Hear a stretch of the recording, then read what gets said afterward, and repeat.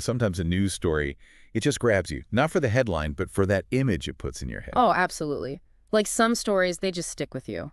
Last week in Toronto, a Tesla, 5 people in it, crashed. Oh, wow. And not like a fender bender, flame shooting 30 feet high, smoke visible across the river. Can you imagine? That's intense. Yeah, just past midnight, Lakeshore Boulevard, one of those scenic drives. Right, right. But no peaceful drive this time. Yeah. This Tesla veers off course, hits a guardrail, then slams, and I mean slams, Huh. into not one but 2 concrete pillars. 2 concrete pillars. See, those pillars, that's a clue right there to the force involved, not just some, minor loss of control. No, not at all in the aftermath. Definitely not minor. 4 young people, they died at the scene. A 5th passenger, woman in her 20s, survived. Someone nearby pulled her from the burning car. Wow, a real hero right there. She's in the hospital. Injuries are serious, but they say she'll make it. That's good, that's good. It's hard to even imagine what she must be going through, though. I know, right? The physical recovery is one thing, but the psychological impact, an event like that, that's a long road. Yeah, totally. And let's not forget that bystander, the one who jumped in. To act like that in that moment, facing that kind of danger, remarkable. But, witnessing something that traumatic, that leaves its own scars, too. It does make you think about, Mhm. like, the ripple effect of an accident like this. Tragically, we know the 4 who died were Indian nationals. Kadaba and Neil Gohil, they were siblings from the Gujarat region. And their friends, Jairaj Singh Sisodia and Digvijay Patel. It's always a tragedy, such a loss of life. But then you think about those families, the communities grieving across continents, the impact just gets even bigger. It really does. The police are still investigating, but early reports are saying excessive speed was likely a factor. And this is where the details of this crash get especially interesting. It wasn't just, your average car fire. This was a Tesla. Right, right. And with EVs, electric vehicles, you always have to factor in that battery. This crash, it was so severe that one of the Tesla's battery cells was actually ejected from the car, Oh, wow. and they had to dispose of it specially because of the fire risk just from that one cell. Wait, so why is a single battery cell that dangerous? It's all about lithium-ion batteries. Super energy dense, but when they get damaged, they can go through what's called a thermal runaway. It's basically a chain reaction. The heat from one cell lights the next and so on. You get this insanely intense, long-burning fire, almost impossible to put out. So that's why they needed the special disposal. Right. It wasn't just putting out the initial fire. They had to make sure that ejected cell didn't start another one. Yeah. That's a whole other worry for first responders, too. Exactly. Think about it. Regular car fire, you hose it down, it's mostly done. That. But EVs, with these lithium-ion batteries, you might need way more water, special foams, sometimes even sand.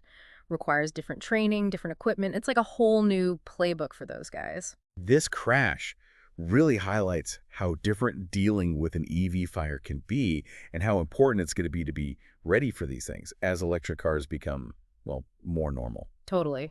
And it's not just about the fire itself, it's understanding the potential dangers. These batteries, they hold a ton of energy, and if they're not handled right, they can still be dangerous even after the fire's out.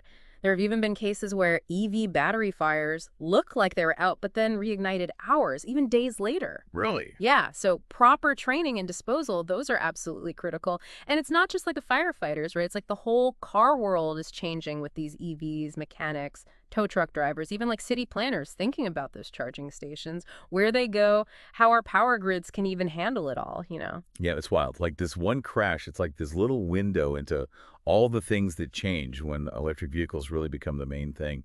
Makes you wonder, are we ready for all this? Yeah, it's a good question. I mean, there's all this hype about EVs, right? Cutting down pollution, that cool tech side of things. But like anything new, any big tech shift, there's going to be a learning curve. We got to make sure everything else, the infrastructure, the safety stuff, all that keeps up. Absolutely. Speaking of learning curves, this accident also got people talking about road safety in general, especially within immigrant communities. The article I read, it mentioned a few other recent accidents in Canada, all involving Indian nationals. Hard not to see a connection there.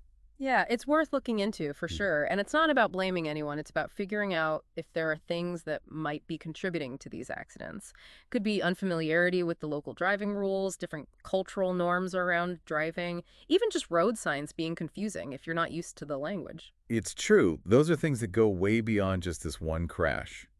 It's something for all of us to think about.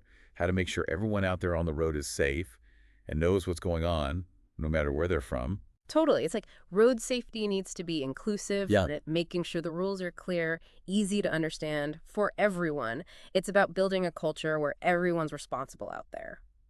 And then there's another layer to this whole thing we can't ignore, was this Tesla self-driving. They haven't confirmed that yet, but that adds a whole other dimension to the investigation and all these conversations we're having about EV safety. Definitely. If it was self-driving, now you've got all these new questions. Was the autopilot thing on when it happened? Did it mess up somehow? Or was it more like the driver trusted the tech too much? Those are the things investigators need to figure out. And it brings up that bigger question we always have with self-driving cars. Who's responsible when something goes wrong? Is it the tech? The driver? The company that made it? Yeah, that's a tough one. Not easy answers. As this tech gets more common, we'll need some clear rules, laws, even ethical guidelines to deal with all this. We got to define who does what, who's in charge, to make sure everyone's accountable and that our roads are safe. It really is. This one accident, it's opened up like so many different things to talk about. The specific stuff with the EV fires, but also these big questions like about self-driving cars and road safety in general as the world changes. Right. It reminds you that, progress, it's not always this straight line. We get all excited about new tech, which makes sense, but we also got to remember those potential downsides, make sure we're ready to deal with them if things go wrong. Yeah, and for me, it was that image, that ejected battery cell. It just really hit home, how much power these EV batteries have and how that power can be dangerous if it's not handled right. It's like you've got this tiny power plant under the hood, right? And when something goes wrong, it's a big deal. Yeah. Really shows how important those safety procedures are, from building them to getting rid of them. And it's not just about the cars. It's about everybody who deals with them. Yeah. Right? The first responders, the mechanics, even just everyday drivers. We need to make sure people know the risks, know how to be safe around these things. Oh, for sure. Education, awareness, those are huge. We got to take the mystery out of the tech, explain those dangers, and let people make smart choices. So, big picture, as electric cars get more common, what are the big things we should be focusing on? What do you think? Well, I think it boils down to a few things. We got to keep making those batteries better, safer, tougher, And then we need to put resources into training, education for everybody involved, the first responders, the public, everyone.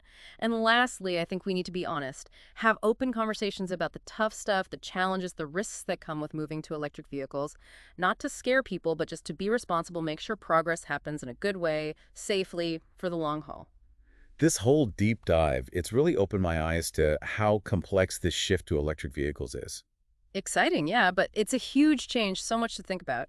What's crazy is how this one accident, this terrible thing, it brought all those things to the surface. Reminds us that even as we look to the future, got to be aware of what's happening right now, make sure we're building a transportation system that's safe for everyone, good for the environment, and fair.